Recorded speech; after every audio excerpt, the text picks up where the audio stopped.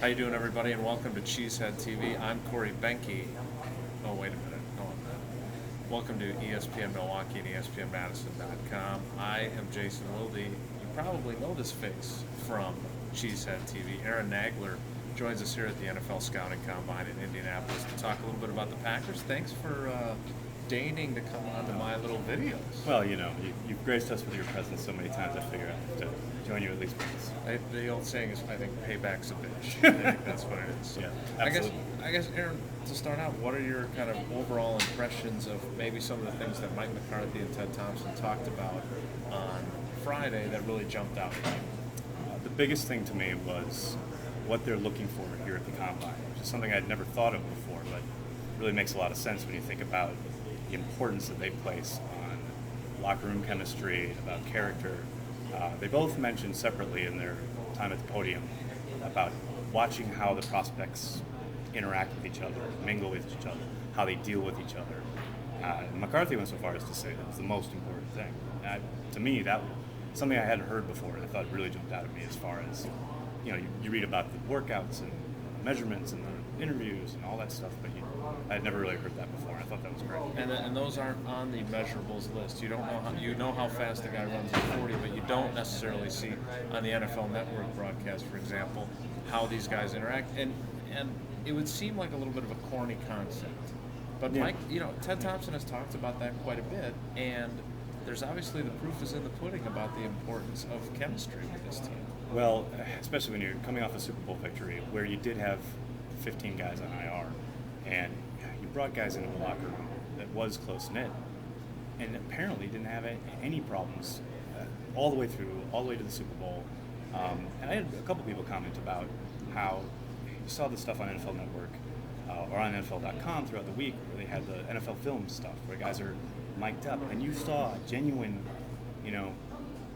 I guess trust and concern for each other, and these guys really cared about each other after the victory. There was one spot, Greg Jennings and Mike McCarthy are like hugging and like really congratulating each other. And it's like you never really hear about the relationship between Greg Jennings and Mike McCarthy. But I really think Mike has done a great job of just bonding this team together. He did a great job with that all the way through to 2010 season. I have to admit, I would have liked to have been in the room or had NFL Films in the room when they had Greg Jennings singing and C.J. Wilson playing the piano. Charles Woodson talked about how that was when he knew that they were going to win the next day because they were loose and they were comfortable, and so much had been made about how they were inexperienced. That goes to that chemistry thing. Absolutely. What about in terms of whether it's personnel or the way things have gone this offseason because it's so abbreviated? I guess one of the things that jumped out at me was, now I suppose they could be just driving up the price by talking this way, but that they seemingly are sincere that they have no interest in trading Matt Flynn, and that they feel he is very important to keep on their roster as the backup to Aaron Rodgers. Well, and I actually agree with that. I agreed with what Ted said about I think everyone's getting ahead of themselves as far as everyone thinks it's the logical conclusion to trade Flynn while they can. He's got value now. I don't know how much value I don't know how much he would get as far as in trade. He had one start. And you got to look at the game before that. He came in off the bench cold, and he looked, less than stellar. So it's not like He's got more experience than Matt Hasselbeck did when they traded. or Aaron Brooks or Mark Brunell. That's very true. I don't see him as fetching a first or second rounder, maybe a third rounder like Brooks did. Hasselbeck went for the first, but I believe Thompson when he says that. I think he does think that he is part of the team, and he's much more valuable to them on the bench than another additional draft pick. And they've already got a full complement of picks, plus the Aaron compensatory pick. They've got a full allotment, totally loaded for the draft. Flynn's worth a whole heck of a lot more on that bench, especially with Rodgers' history and concussions. The other thing I thought was interesting was, we spent a lot of time during the Super Bowl run-up. We talked about it in the wake of it, how there was this incredible measure of justification or validation for Ted Thompson's approach. And you listen to a guy like Mark Dominic in Tampa, he believes in draft and develop. Now, John Schneider believes in kind of the hybrid of it, obviously, having made some high-profile trades and such. But do you think there's a greater respect for Ted Thompson and for what he did, or do you think maybe that already existed and now the Super Bowl has just proven it further. Because I thought he was very funny when he talked about how everyone congratulates you, they don't mean it. Right. I would say that to people, and I didn't mean it. But Right. do you think there is some measure of people understanding now what a good job he's done and what kind of system he's built? I definitely think so. It's interesting you say about how possibly that respect was there already. I think that it probably was to some degree throughout the league, but I know a lot of people were still even last year up to this point, were very dismissive, or I don't know, would belittle the fact that Ted would just not touch free agents. He was so would so adhere to his draft board and the draft process. But he's really proven all those people just dead wrong. Year after year, you can count on especially people in the national media writing jokingly how Ted won't touch free agency. And in the past, they would do that kind of in a demeaning way, and now you just can't do that. The man's done it. He's proven it, and he reiterated, Mike reiterated. They're just going to keep doing that. Speaking of free agency, though, they don't sign anyone from outside, not since of significance anyway, since Charles Woodson in 2006, Ryan Pickett in 2006. But they do have 12 of their own free agents that they have to figure out what they're going to do. Now, we knew this already, but everyone else learned that Ted does not like hypotheticals, especially if they're related to the CBA, which he doesn't want to comment on at all. He told us in the hallway that there are contingency plans in place.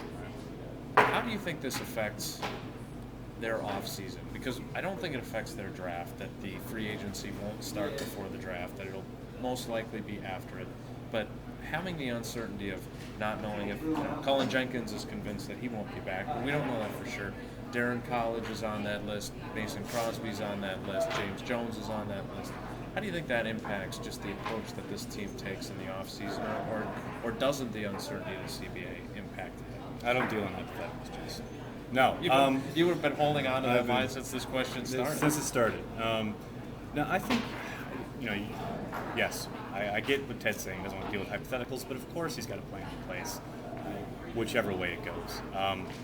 I think it affects him in a way that, they've got a plan about who they are going to let go and who maybe they might approach. You mentioned James Jones. Maybe they're going to approach him this week. Maybe they're going to approach somebody like Brandon Jackson this week. Or maybe they're going to let all 12 guys go. That wouldn't shock me either. The one place where I think the CBA uncertainty, I don't think it's a huge deal, but I think it will affect them a little bit, is the fact that they can't bring in any undrafted free agents. If the lockout goes in, through the summer, like through the spring and the summer, and the draft is held, they can draft guys. They can't bring them in to work out, but they can't go out and get guys like Sam Shields, Frank Zombo, and you look at this team that just won the Super Bowl. There was one point in the year where they had like 9 guys on kickoff coverage, or 8 or 9 guys who were either first-year players or undrafted players, and these are guys that Ted loves to bring in, loves to work out, and loves to make part of his team, and he's not going to be able to do that. So if, again, it's a hypothetical, but if that process plays out, I just think that's something that he's always done a great job of, mining guys. The highlight of the combine for you, other than having Bob McGinn sign your book, that's what I was going to say. You took it right away from me. Has anything else jump out at you before your appearance with us? Well, this is obviously the highlight. After this, and then the Bob McGinn signing. They're like this. Yeah, they're right there. I would have to say, getting to ask Mike McCarthy about Aaron Rodgers saying that they no longer script the first 15 You're plays. big on that. That's to me, it's a huge deal. It's a huge deal, just because all year I was writing, and we have a guest writer who's been writing that McCarthy is no longer a West Coast offense play caller. He pushes the ball down the field. He doesn't really have lots of the traditional smash and slant. You've seen the slant kind of disappear from He's in his the shotgun offense. a He's in ton. the shotgun, spreading it out all the time. So the fact that, when Aaron mentioned that at the Super Bowl, to me it's a huge deal. And of course, I'm just an uber geek on that. So I just wanted to ask him about that, and I got a great answer, and it was perfect. I don't know about Uber geek. Uber at least. Uber or something. Yeah. Well, thank you for joining us Absolutely. for this. It certainly saved folks from having to listen to me pontificate. You can pontificate instead. Be sure to check out cheeseheadtv.com whenever you'd like. And thanks for tuning in, and we'll see you next time.